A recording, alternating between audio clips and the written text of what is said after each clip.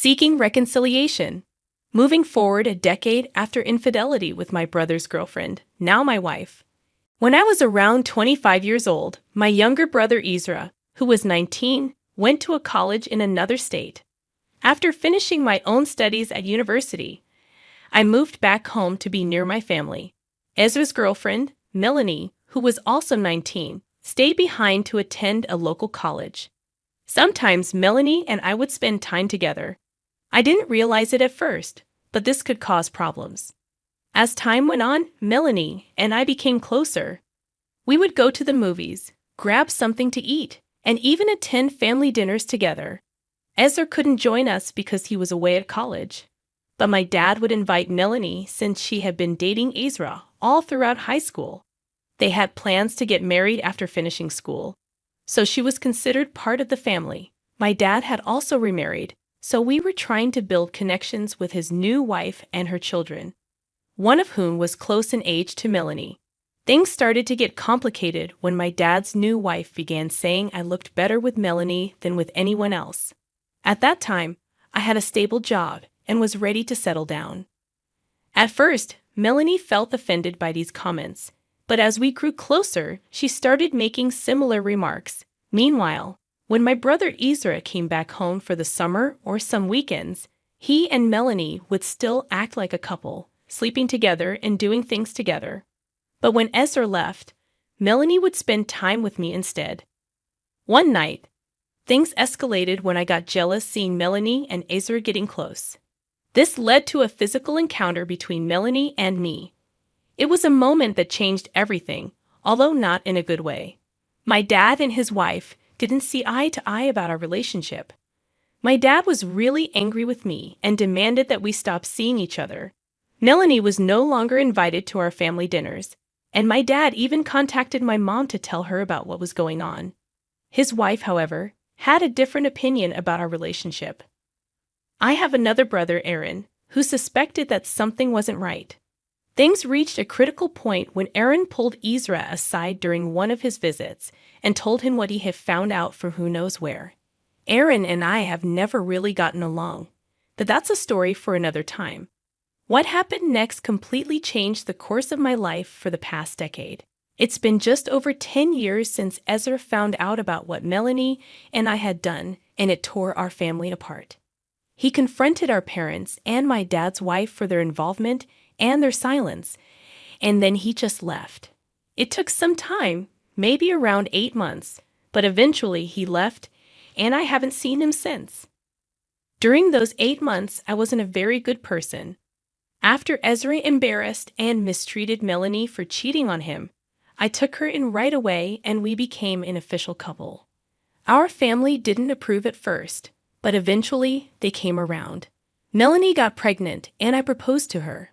Both her parents and mine agreed that it was best for the baby if we got married, so they paid for everything. It was a simple wedding, but my family supported me and showed up. Meanwhile, Aaron kept lecturing our parents about their involvement in our relationship and for abandoning Ezra. I understand that he was hurting and needed them. I did too. I was about to become a new father and husband. I was also looking to buy my first home, start a new job, and plan a wedding. I didn't expect Ezra to just accept everything, but after all, there are parents too. My parents were so focused on me, Melanie, and our child that we didn't even notice when Ezra moved to a nearby town. We used to see him around where he worked, but then he just disappeared. When I tried to reach out to him, I found out his number had been changed. Aaron wasn't much help either. He just criticized and warned us about Ezra's well-being. He didn't offer any kind words for me, Melanie, or our child. In reality, I lost 2 brothers. As our wedding day approached and invitations were sent out, we didn't hear back from Ezra or Aaron, which I expected. So I asked my mom to check with them. I would understand if they couldn't make it. But what we discovered was that they had vanished completely.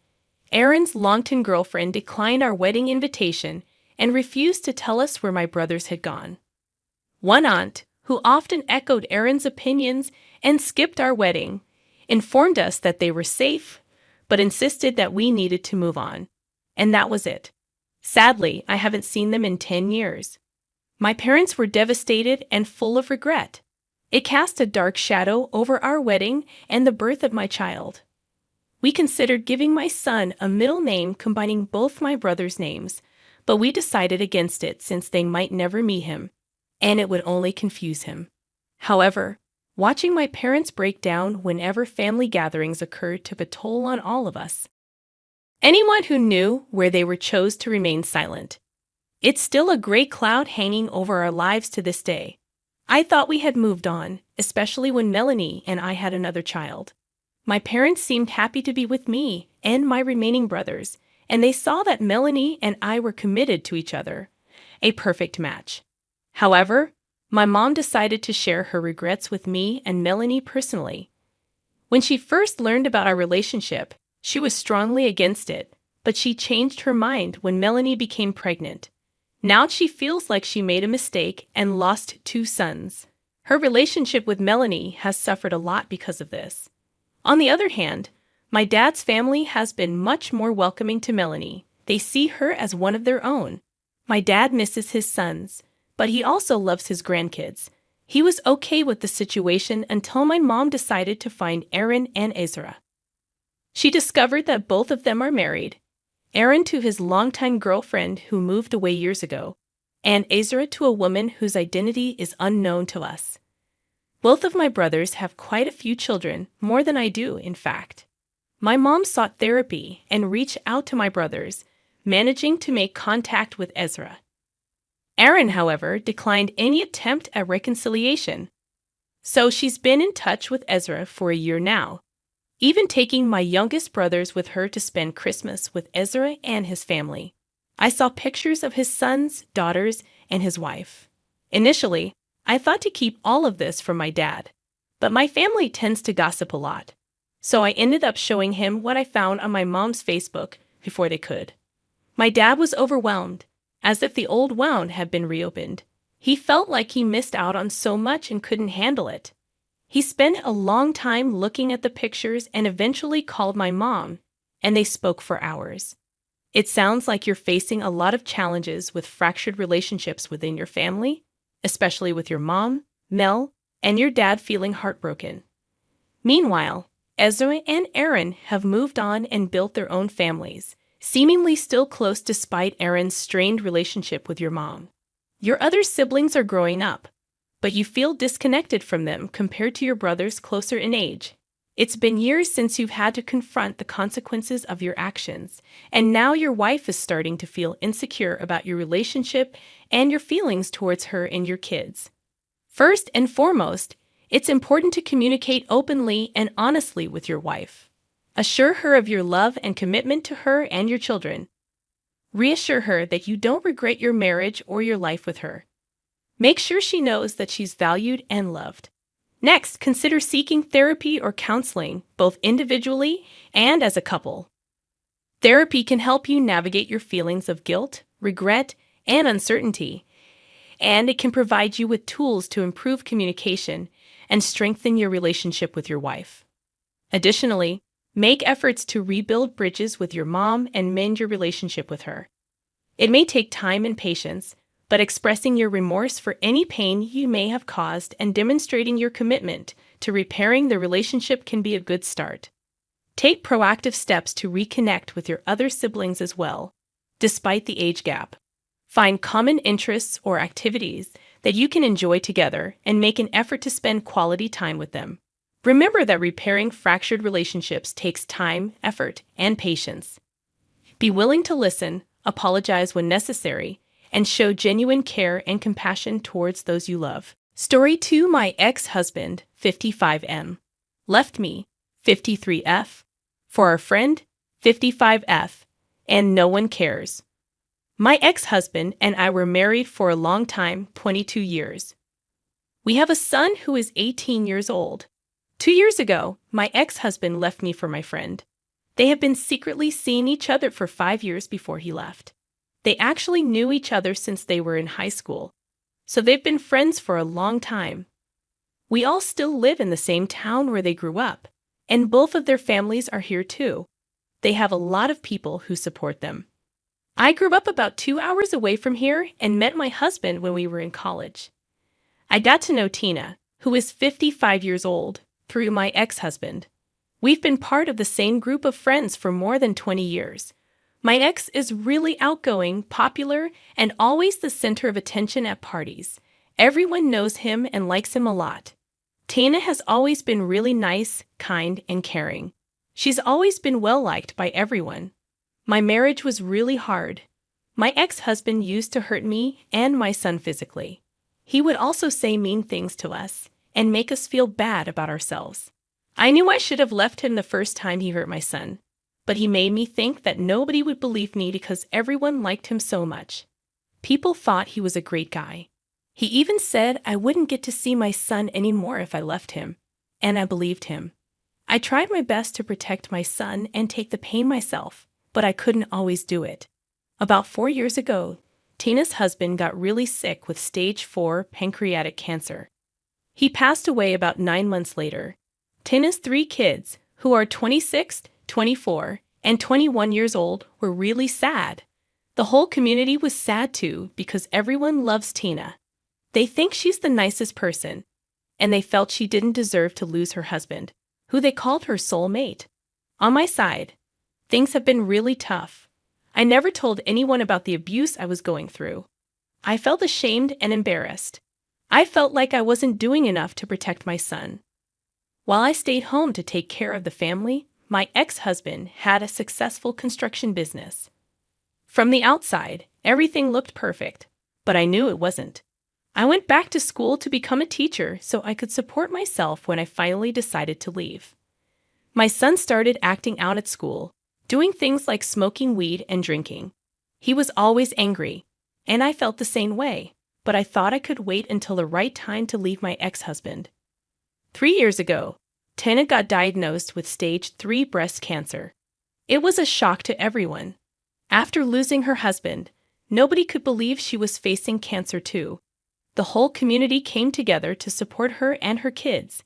People were constantly posting on Facebook, offering their strength and support in the weeks following the news. This is what happened.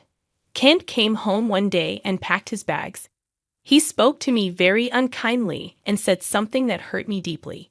He told me he had been in love with Tina for the past 5 years, not with me. He said he was going to be with her because he believed life was too short. This news left me feeling a mix of relief and devastation. Tina, you see, was not just any friend. She was actually sleeping with my husband while her own husband was very sick. It's really shocking.